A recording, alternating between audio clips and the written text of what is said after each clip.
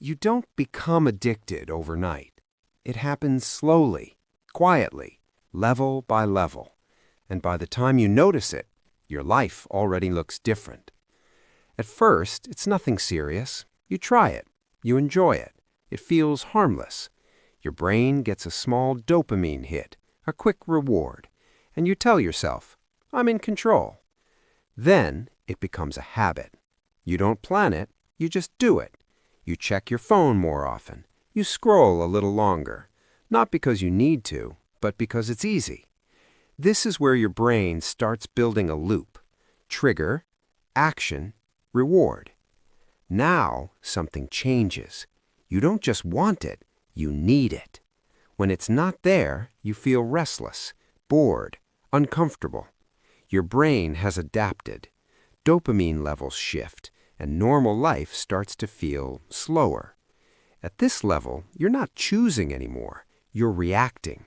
You open apps without thinking. You lose track of time. Hours pass, and you don't even remember how.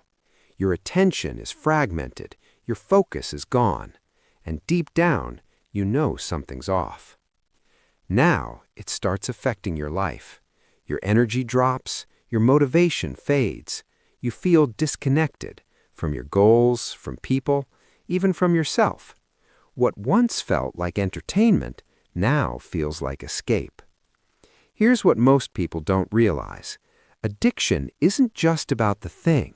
It's about how your brain learns to avoid discomfort and chase quick relief. The people who break free don't just remove the habit, they understand it. They recognize the pattern and slowly take back control. Because the opposite of addiction isn't discipline, it's awareness. So the next time you reach for it, pause and ask yourself, what level am I at right now?